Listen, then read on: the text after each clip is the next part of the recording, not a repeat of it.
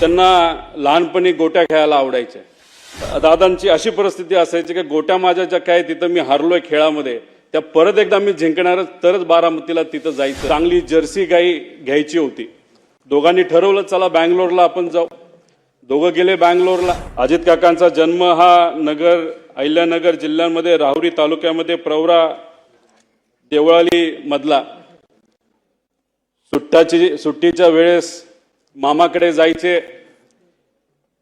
त्यांना लहानपणी गोट्या खेळायला आवडायच्या, पण त्यांचा एक स्वभाव होता, कुठलाही खेळ खेळत असताना जर एखाद्या वेळेस ते हरले, नाहीतर आपण हरतोय असं दिसायला लागले, तर काही झालं तरी आपण जिंकायचं। कधी कधी तर असं काही व्हायचं की अख्ख्या कुटुंबाला त्याला तिथं थांबावं लागायचं, कारण का दादांची अशी परिस्थिती असायची की गोट्या माझ्या ज्या काय तिथं मी हारलोय खेळामध्ये, त्या परत एकदा मी जिंकणारच तरच बारामतीला तिथं जायचं। आणि चुकून जर तिथे एखादं भांडण कोणाबरोबर झालं तर दादा चिडायचे आणि मग बाकीचे त्यांना कुठेतरी सांभाळून घेण्याचा प्रयत्न करायचे। पण कधी कधी ते असंही म्हणून जायचं, असं मी ऐकलं माझ्या वडिलांकडनं, की जर मला कुणी मारलं तर मी अजिबात शांत बसणार नाही, त्याचा तोडीस-तोड उत्तर त्यावेळेस लहान असताना ते त्या ठिकाणी द्यायचे। त्याच्याच बरोबर बारामतीला शाळेला जेव्हा ते जायचे तेव्हा नीरा कनाल हा मधून वाहत असायचा। नीरा कनालमध्ये जर पाणी असेल तर त्यांना थोडंसं लांबून जावं लागत होतं। बघा ना, योगायोग लहानपणी जेव्हा त्यांना लांबून जावं लागत होतं तेव्हा ते सारखे चिडायचे की पाणी कोण सोडतंय, पाणी सोडलं तर मला लांबून जावं लागतंय। पण नंतर 15 वर्ष नीरा कनाल ज्या मंत्रालयाचा भाग आहे त्या मंत्रालयाचं मंत्रिपद हे दादांनी त्या ठिकाणी खूप सक्षमपणे बघितलं, आपण सगळ्यांनी बघितलं। माझ्या वडिलांचे आणि त्यांचे फार चांगले संबंध होते।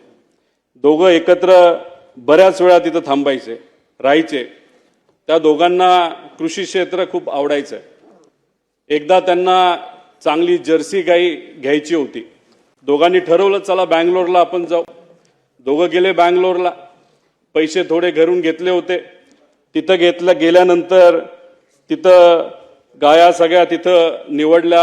आता कसं जायचं, तर बजाजचा एक मोठा टेम्पो असायचा, जो काही ट्रॅक्टर नाही तर गाड्या घेऊन यायचा, त्याच्यामध्ये तो बुक केला, त्याच्यामध्ये गाई ठेवल्या। बँगलोर पासून ते बारामतीपर्यंत मग शेण साफ करणं असेल, दूध काढणं असेल, पाणी देणं असेल, दूध काढलेलं विकणं असेल, ह्या सगळ्या गोष्टी अजितदादांनी आणि माझ्या वडिलांनी तिथं केल्या। आणि हे करत असताना कधी बोलून दाखवलं नाही। सहसा सगळ्यांची सवय असते की आमचं लहानपण कसं होतं, किती अडचणीचं होतं, हे सातत्याने अनेक लोक तिथं बोलून दाखवतात, पण दादांनी कधी ते तिथं बोलून दाखवलेलं नाही। त्याच्याच बरोबर असेही काही अनुभव मी ऐकलेले आहेत की जेव्हा लहानपणी ते श्रीनिवास काका असतील असं चालत मातीच्या रस्त्याने जायचे, आणि जात असताना जेव्हा रस्त्यावर एखादा दगड असेल, काटा असेल, तर काही असेल तर ते साईडला सारून ठेवायचे, की त्यांचं म्हणणं असायचं की ठीक आहे, आपण आता चालतोय, आपल्याला दगड दिसतो तर तो बाजूला करूया, म्हणजे मागून येणारी एखादी गाडी असेल, बैलगाडी असेल, त्याला कुठं त्या ठिकाणी त्रास होऊ नये। म्हणजे दुसऱ्याची काळजी कशी घ्यायची ही लहानपणीपासून दादांनी त्या ठिकाणी जपून ठेवलं होतं। त्याच्याच बरोबर शेतामध्ये जात असताना गाजर गवत असेल, नाही तर अजून कुठलं काय असेल तर ते उपटायचं आणि बांधावर काढून ठेवायचं। आणि लहानपणी कोल्हापुरात शहाजी महाराजांच्या शाळेमध्ये, राजश्री शाहू महाराजांच्या शाळेमध्ये त्या ठिकाणी गेल्यानंतर पुरोगामी विचाराचा पगडा त्यांच्या मनावर, ध्यानावर आणि विचारांवर त्या ठिकाणी बसला। अध्यक्ष महोदय फार लहान, म्हणजे कदाचित ते 18 ते 20 वर्षाचे असतील, तेव्हा वडिलांचा अकाली निधन त्या ठिकाणी झालं। आणि ते झाल्यानंतर शेतीची पूर्णपणे जबाबदारी काकांवर तिथं आली। आणि त्याच्यामध्ये कष्ट कसे करायचे, शेतीत नवीन प्रयोग कसे करायचे, हे कुठं ना कुठंतरी सातत्याने ते तिथं समजून घेत होते। त्याच्याच बरोबर अजितदादांच्या वडिलांचं निधन झाल्यानंतर, अनंतराव आजोबा हे वारल्यानंतर पवार साहेबांनी दादांची फार मनापासून काळजी घेतली। स्वतःच्या पोटच्या पोरासारखं त्यांना त्या ठिकाणी वाढवलं। आणि दादांनी सुद्धा पवार साहेबांचा आदर हा शेवटपर्यंत त्या ठिकाणी ठेवला।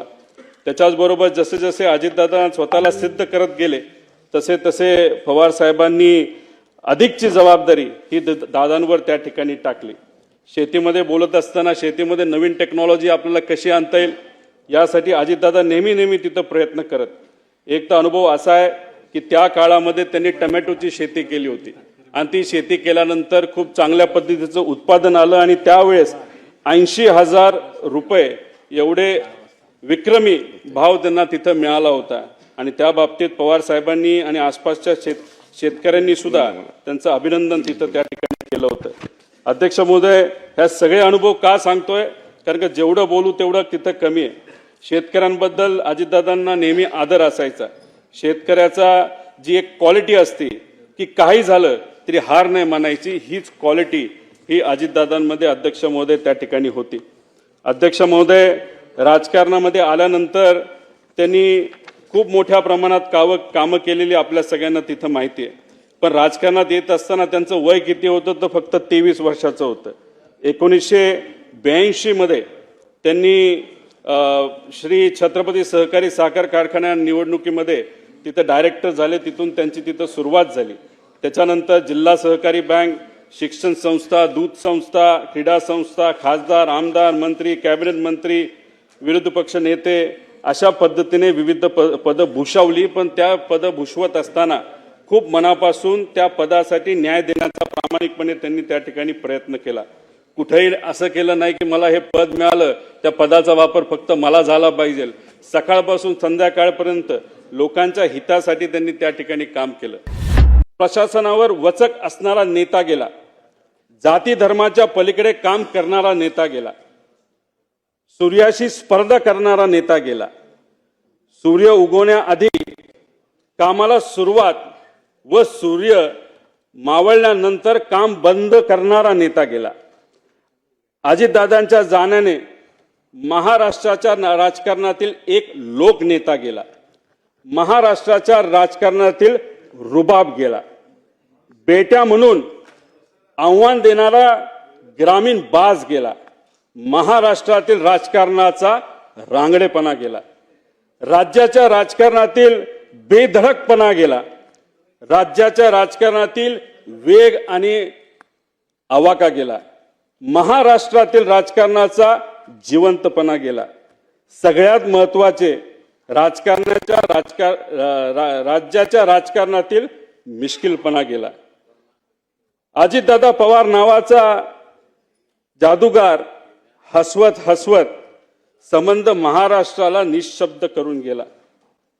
मला ते म्हणायचे की रोहित, तुझ्या झिपऱ्या वाढल्यात, जरा झिपऱ्या कमी कर.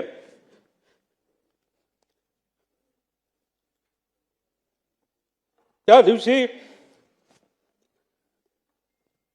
एक आदरांजली म्हणून इथं मी माझे केस कापले. ते मला म्हणायचे, तू जरा शारीरिक वजन वाढले, तू जरा शारीरिक वजन कमी कर, पण राजकीय वजन वाढव.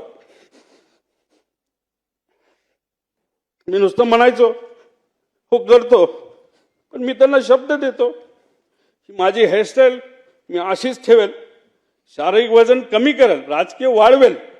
पण एक गोष्ट मात्र खरी, ते मला म्हणायचे वरचं बटन वरपर्यंत लावत जा, पण काकांना एक सांगायचे, 40-50 वर्षानंतर मी जेव्हा तुम्हाला भेटेल तोपर्यंत मी बटन असंच उघडे ठेवणार.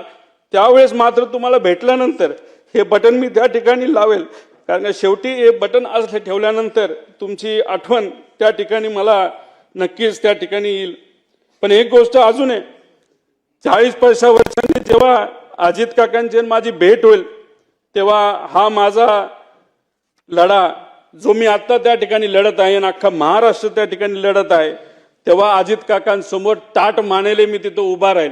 आणि नक्कीच माझे काका माझ्या पाठीवर हात ठेवून म्हणतील, लढलास बरं का.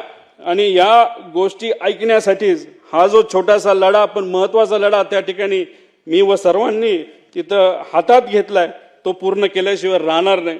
आणि दादांच्या अपघातात जो कोणी जबाबदार असेल, जो कोणी दोषी असेल, त्याला तुरुंगात टाकल्याशिवाय आणि शिक्षा दिल्याशिवाय आम्ही तर त्या ठिकाणी शांत बसणार नाही. तो कितीही मोठा असला आणि कुणी काय असलं तरी आम्ही घाबरणार नाही. त्याचबरोबर मला काकींना या ठिकाणी सांगायचं, काकी तुमच्या राजकीय पुढच्या प्रवासामध्ये या छोट्या कार्यकर्त्यांचं तुमच्या या पुतण्याचं जिथं कुठं तुम्हाला मदत लागेल ती मदत करण्यासाठी मी सदैव त्या ठिकाणी तयार असेल. एवढंच या ठिकाणी सांगतो, जेवढं बोलेल तेवढं कमी आहे. पण आमच्या या काकांच्या विचारावर, काकांच्या स्टाईलनी मी नक्कीच येणाऱ्या काळामध्ये लोकांच्या हितासाठी, महाराष्ट्राच्या हितासाठी त्या ठिकाणी काम करेन.